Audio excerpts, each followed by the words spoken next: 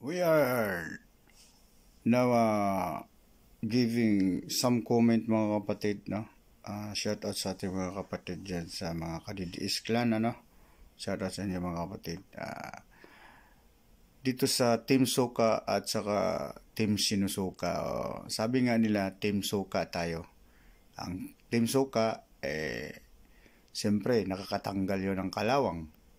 Pero pagka sinusuka ka na tapos kinakain mo ulit, kagaya ni Pacquiao, sinusuka na sa BBM, tapos kinain niya uli. Parang aso na yun, ano. Pag suka lang talaga yun. Masarap sausawan, masarap ilagay sa paksiw.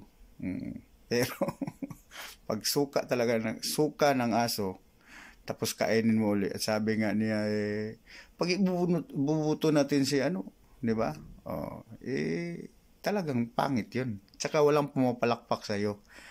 Sa tuwing punta mo ng Davao, saan mang sulok ng Maynila ngayon, wala ganong pumapalakpak sa'yo. Pero si Tatay Digong, aktor na aktor, guys.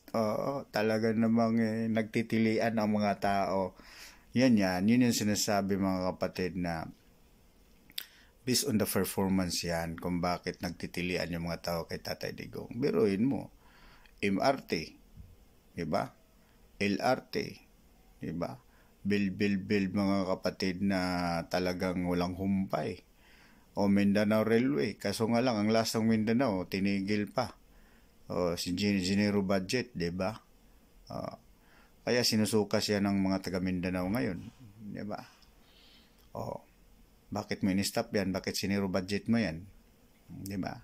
Pero yung mga dilawan meron, ano yan? Diba? O di dilawan ka nga. Hindi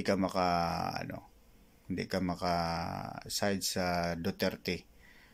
Ginamit lang niyong Duterte talaga para makapasok kayo muli sa trono. Pero babawiin namin yan ngayon. Kasi nga, kita niyo naman, hindi ka na pinapalakpakan ng tao. Wala kang audience, no? Nakakaya. Kung ako, hindi na ako mangampanya pa ganyan. Nakakapanglupaypay, nakakapanghina yan. Pag si Duterte, talagang mga tao nagtitilian . Balik ka na, Tatay Digong, dahil marami na naman daw ang di umong adik.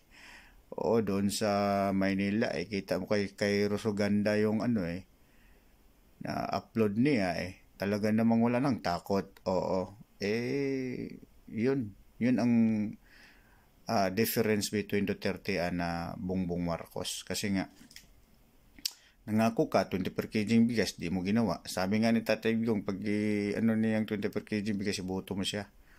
Pero pag hindi 20 per kg, hindi mo siya iboto. Paano yan?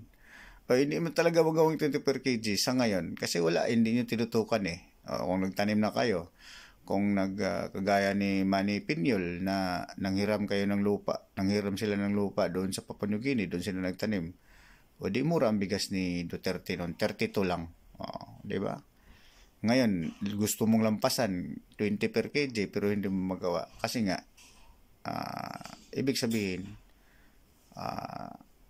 kupad, tamad, batugan. Yun. Kupad, tamad, batugan. Yun yung mga comments natin dyan mga kapatid, no? Kasi Team Soka at saka Team Sinusuka. Bye mga kapatid. If you're new to my channel, don't forget to subscribe. Hit notification bell para maging updated ka sa lahat ng aking ina-upload sa mga politika. Bye mga kapatid. God bless.